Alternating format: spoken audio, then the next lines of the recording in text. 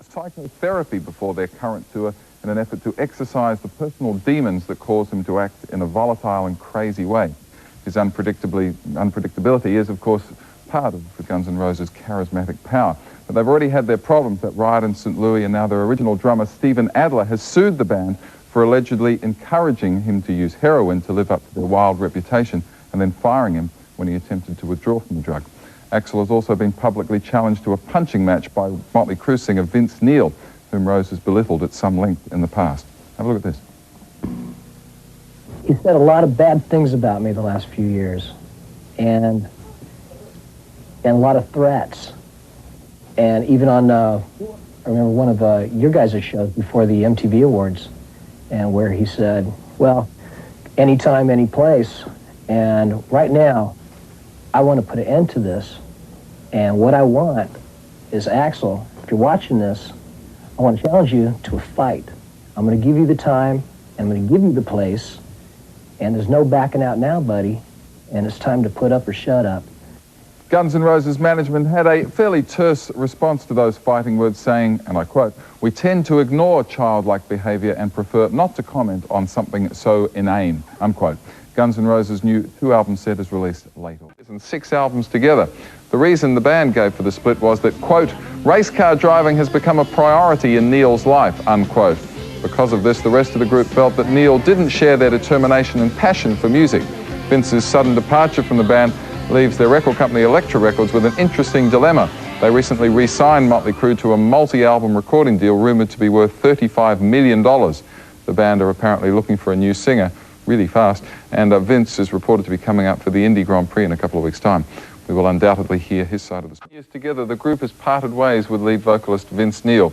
The reason being, apparently, that race car driving had become a priority in Neil's life. Well, on Tuesday, Kurt Loder from MTV in the States talked on the phone with Vince Neil, who had a different take on his departure from the band. Here's what he said. You know, I've been involved in racing for like the last 7 years, and it's been a hobby of mine. And just like, you know, everybody has hobbies, but, you know, I did not leave Mötley Crüe. I was fired, and, you know, music has always been the #1 thing in my life, and that's all there's ever been. Was this a sudden thing? Was this a sudden thing, this firing, or was it something that's sort of long time brewing? It happened like out of the blue. I mean, we were rehearsing, writing new songs for the album, and it just came as a complete shock to me. You know, the one thing is that I really didn't like the way the music was heading into.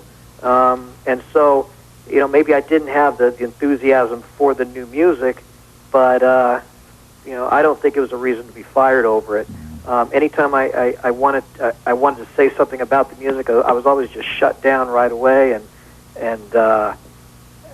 you know, I guess they just thought that it was time to go on and look for a new singer. What are you going to do yourself? Have you planned that yet? Yeah, actually, I'm really jazzed about starting a solo career. And all my buddies from all kinds of other bands, you know, are like, "Hey, dude, man, you know, want to play on your record?"